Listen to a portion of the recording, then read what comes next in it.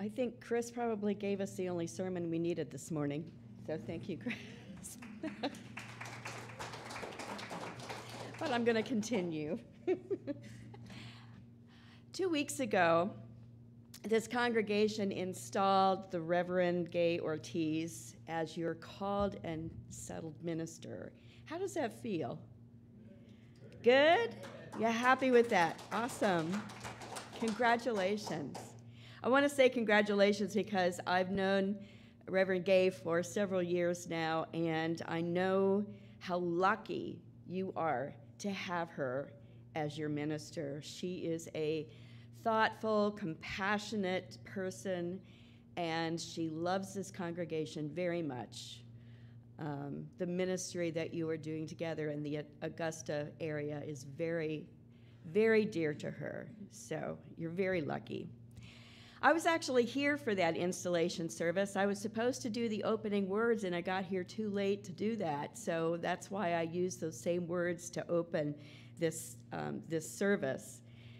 But what I did witness once I got here was the love and the labor that you put into that event. It was really beautiful, and it was obvious that the occasion brought a lot of joy to you, and that you really appreciate your minister.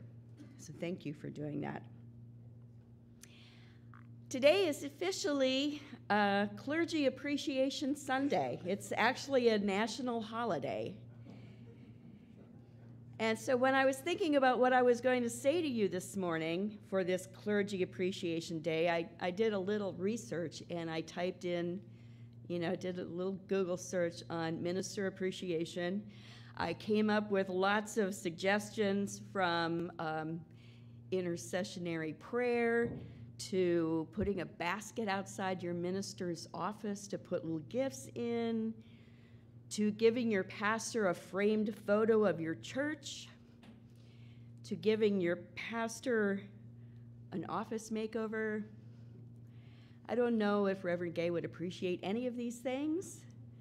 I think what I most appreciate from people in my congregation is when they give me words of encouragement, or they email me or text me sometimes and let me know how I touched their heart in some way. So if that has happened to you lately, I encourage you to show your appreciation to Reverend Gay in that way. Just let her know how she's touched your life recently. I serve as a good officer person for the Unitarian Universalist Ministers Association. And in the past, what the good officers were responsible for was often serving as mediators or clergy advocates whenever there was a conflict between clergy or a conflict between a clergy person and their congregation. And so some of you who are used to that model might see me in the pulpit this morning and say, ooh, what kind of trouble are we in now? But recently, in the last few years, the good officer persons have a different role, and that is to be more proactive with the ministers in our area. Mine is the southeast from Florida down through Georgia. We keep in touch with our ministers on a regular basis, checking in with them just to see how things are going, to see if there are any frustrations building that we need to be aware of before they get to the point of conflict. So I have the privilege of talking to our ministers in this area on a regular basis. And I've come to recognize what kinds of things make ministry difficult. And so on this Appreciation Day, what I decided to do was just talk to you a little bit about what it is after the installation that you can do as a congregation to keep your relationship with your minister strong and healthy. So that's what I'm going to be talking about today. You know, a minister's installation service is a little bit like a wedding, right?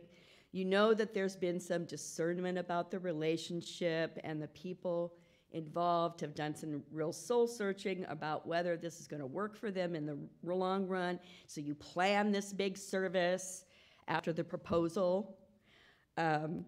You decide what vows you're going to say, what you're going to commit to, and then during the ceremony, all these lovely words are said about what you're committing to and what you pledge to do with each other.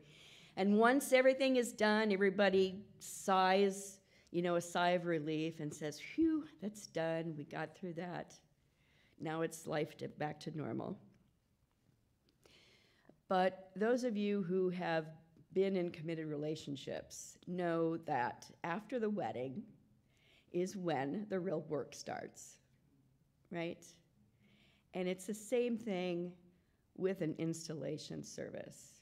Now, I know that Reverend Gay has been part of this community for a very long time, so you may not feel this, but an installation of a called, settled minister does change the relationship somewhat. And so after that ceremony, life calls us on.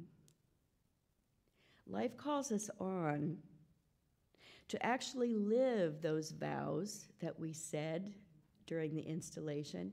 It calls us on to really be that partner in that relationship, not just in the partnership, but to learn how to face the world together within that relationship, to use the energy that we've gained from that relationship to be better actors in the world.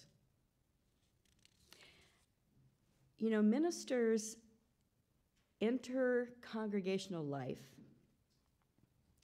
with the same kind of excitement that newlyweds have often, and a sense of how they are called back to give back to the world, and a sense that this is the place, this is the partnership where they're going to allow that to unfold.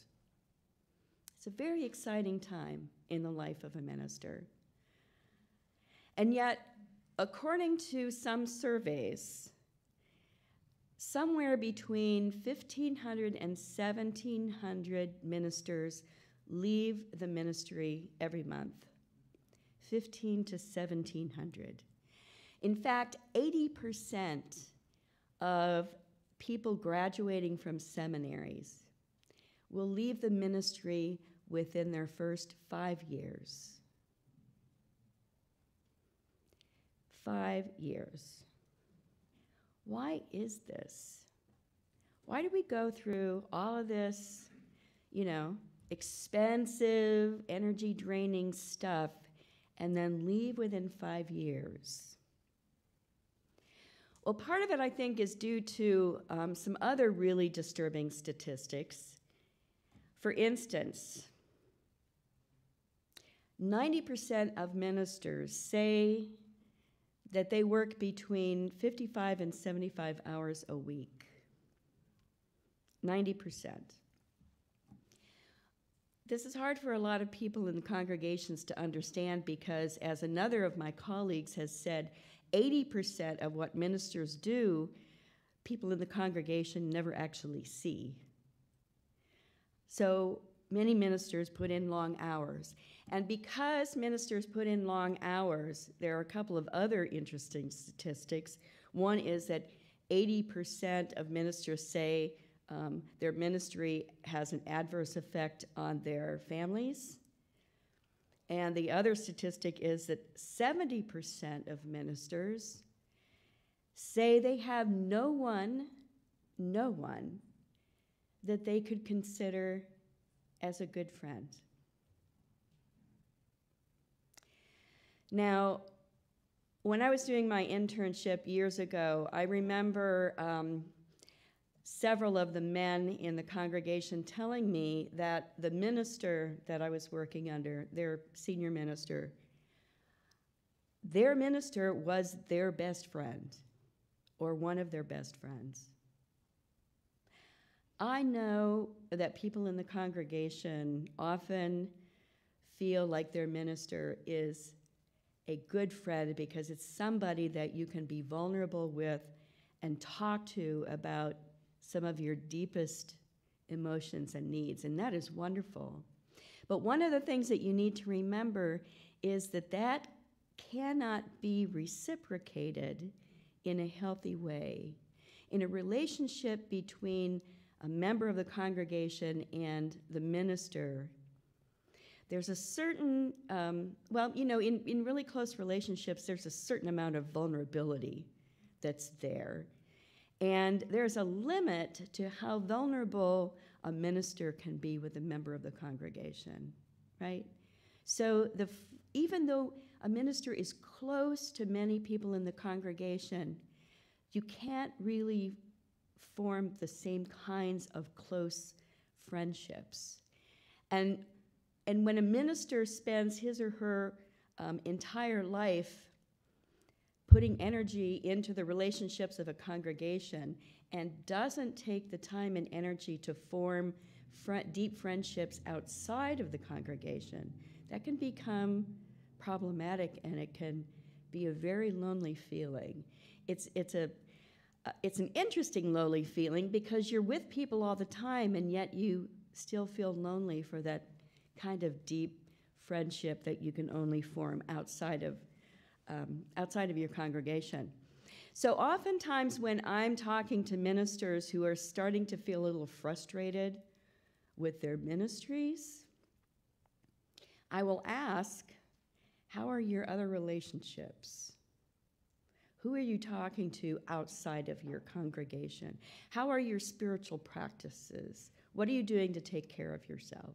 Because those are usually the first things to go. And that's on the minister. That is not your responsibility. But I mention it because I want you to recognize how important that is, that your minister take the time to form those relationships outside of your church. The other thing I want to mention is that in my work with ministers and congregations, the final burnout often comes because of one thing.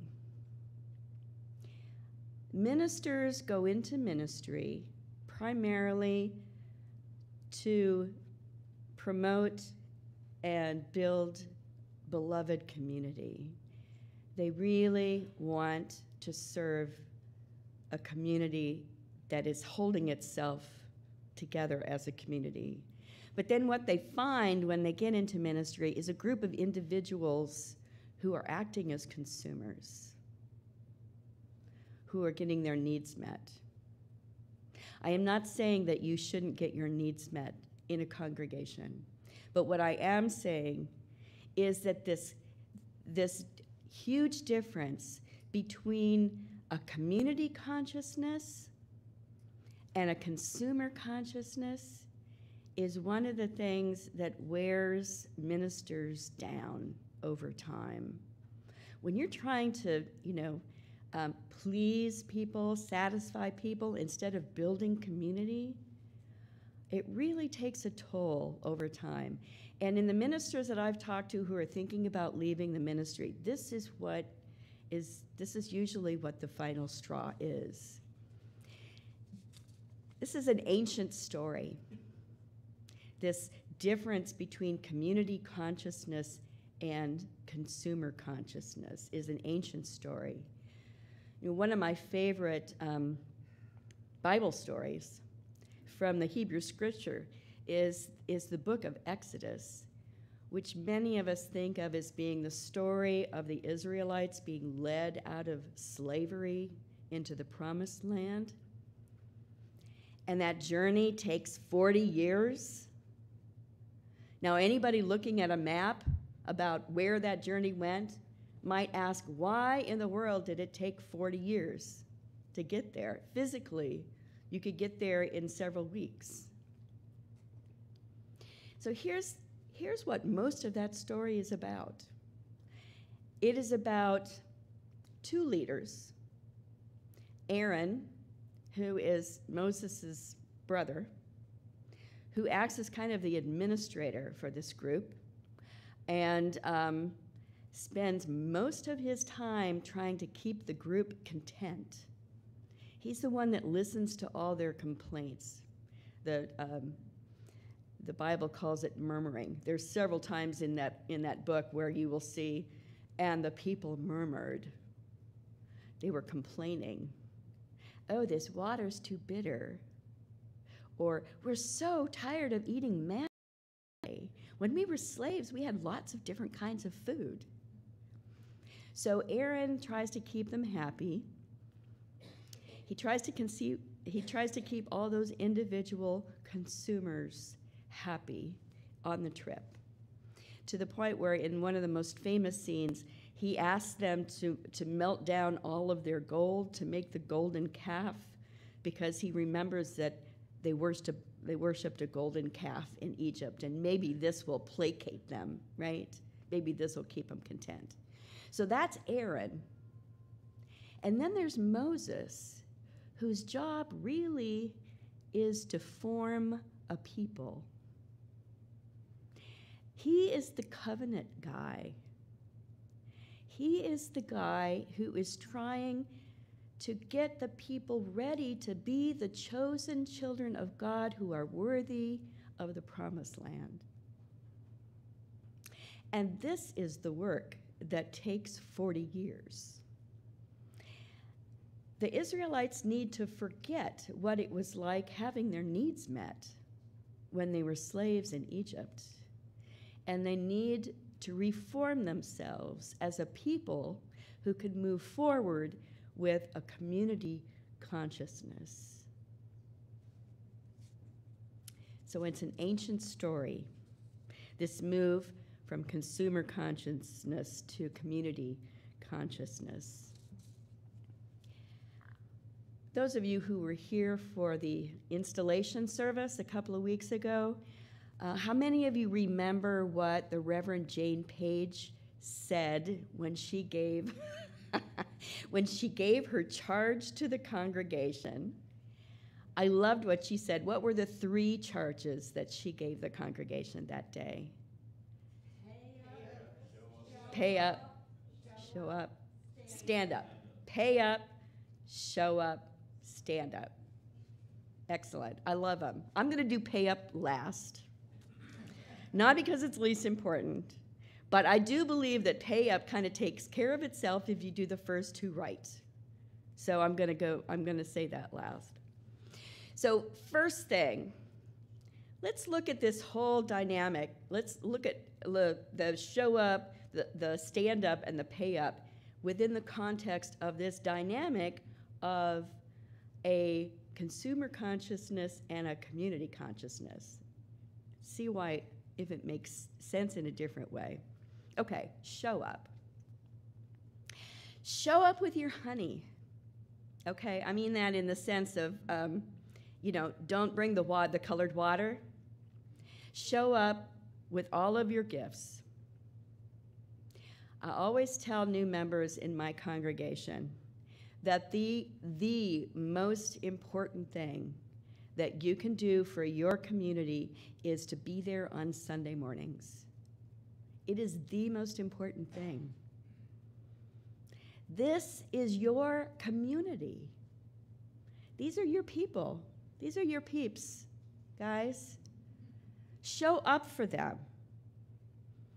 Even if you don't like the topic of the sermon that morning, think of it this way. Okay, you have about an hour service, right? How long is the sermon? 20 minutes maybe? So it's roughly a third of the service. And it's even less of your morning if you go to coffee hour afterwards. So that 20 minutes, what is that, right? What difference does it make what's said in those 20 minutes? You've got your peeps that have been working on putting together something for you to enjoy all week. You have musicians who have been practicing. You have people who have made this space presentable. You have people who have made coffee for you this morning. Show up to show your appreciation for all the work that has gone into making this space a place where you can celebrate together. Show up to hear joys and sorrows. Show up to hear the announcements so you know what's going on this week. Just show up.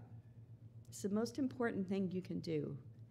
When you are engaged by showing up almost every week, that is going to show it is the most important thing that visitors want to see. They want to see people who care about each other and who show up for each other and who are engaged in what's going on. You cannot do that if you have a consumer consciousness and you're checking to see what the sermon topic is going to be that day before you decide whether you're going to show up.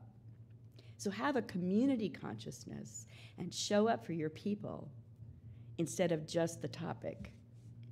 So that's the first thing I want to say. Second, stand up. So important. There are so many important ways that you can stand up for your community and for your minister. Stand up for your minister. Don't talk about her behind her back.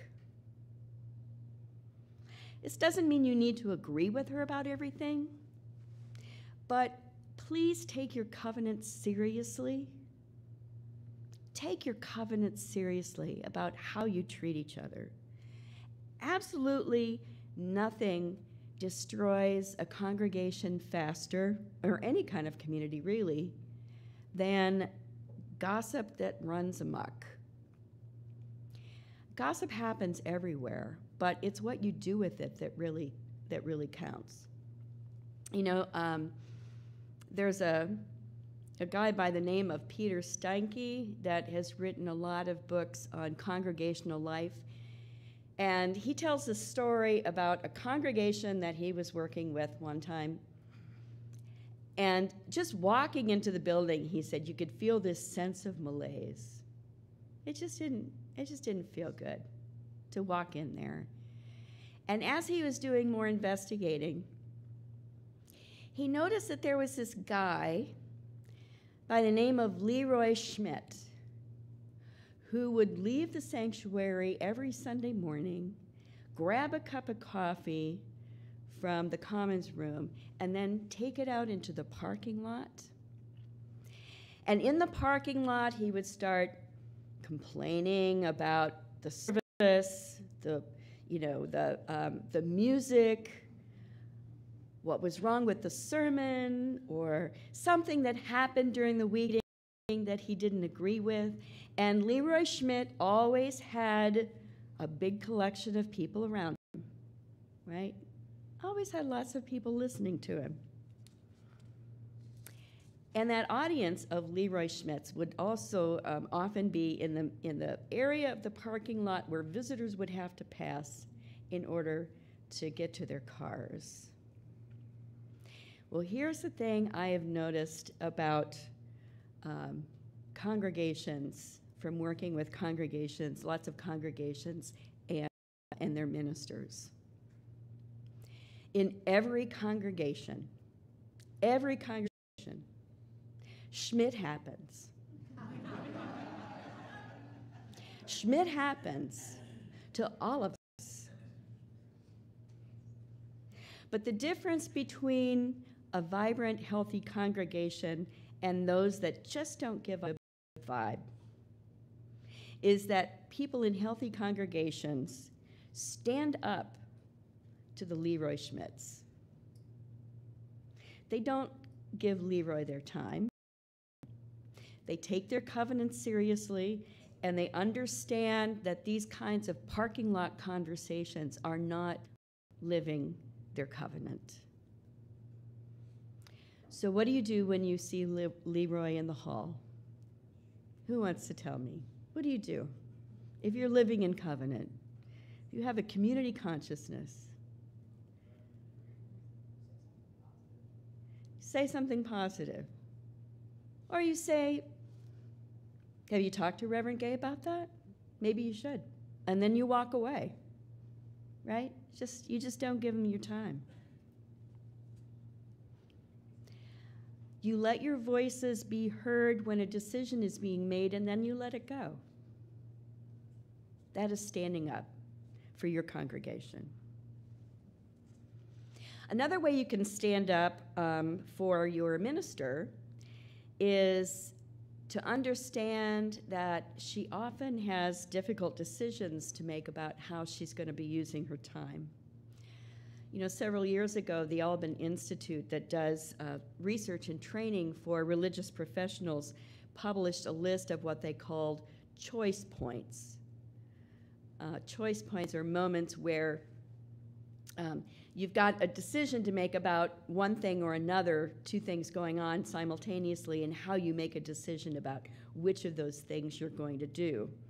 So here are some of the choice points that they gave, and they said, you know, maybe go through this list with your board and see which they think, how you think your minister should spend his or her time. So here are some choice points. Do you think if a minister had a choice, should she spend her time visiting a homebound member or putting more time into her sermon preparation? Do you think she should visit a prospective member or conduct a training session for congregational leaders? Do you think she should visit a bereaved member or help two leaders resolve a conflict? So you get my drift. The point is that we would think of all of these things as being important, right? But most ministers make daily or weekly decisions about how they're going to spend their time like this. We're making a decision between something that is important and something else that is important. And so when you hear somebody say, well, Reverend Gay really should have been there, stand up for her and say, well, maybe she had someplace else that was important to be. And stand up when you were asked to volunteer, right? Because ministry is always a partnership between lay leadership and professional leadership. I sometimes tell my congregation when I'm in a frustrated moment that if I ever leave this place, it's going to be because I have walked into the sanctuary one too many Sunday mornings and had to rearrange the chairs because somebody had a party the night before. It takes a village to make something like this community happen. So volunteer wherever you can. I don't know, does this congregation send its leaders to Suli, the Southern UU Leadership Experience? I'm telling you, that is one of the best things you can do for your minister, because when people have a similar language and you've got lots of people in the congregation that understand things like the importance of covenant, how congregations work, what to do about the Leroy Schmitz in your midst, it is so much easier for your minister to do ministry. So I encourage you to do that as much as you can. And so finally, the last thing I want to mention is the pay up. I understand that you are paying your staff fair compensation. Is that right? I want to commend you for that. That is so important, to pay your staff well. Please do not be afraid to talk about money in relation to how it is an important aspect of this community that you know matters. We sometimes are afraid to talk about money because we think it's going to chase off the visitors, or we're afraid that people might not want to become members if they know what's expected of them. But when financial commitments are paired with the expectations of showing up and standing up, it makes a lot more sense. And they're not, your pledge is not based on what the church can do for you as much as it is about how important this church is in the community in which you live. I know that your congregation has done a lot of discernment over the last few years. I know that you've been through some tough times together. And I know that you've been through some conflicts. You've had some reconciliation about these conflicts, I understand. You now have a covenant that you have new members affirm, which is great. An invitation into right relationship with one another is so important. These are all aspects of being, of having a community consciousness. I hope you know how important all that work has been. There are times in the lives of communities where it is important to do that wilderness walking, to figure out who you are and who you want to be in the future. And I feel like this congregation has really done a lot of that, and I commend you for that, because that will be the ground upon which you can now really build a healthy, beloved community that is ready to face the world. Ready to face the world. You can do that together stronger now because of that work. Your mission, you say in your order of service, I read it.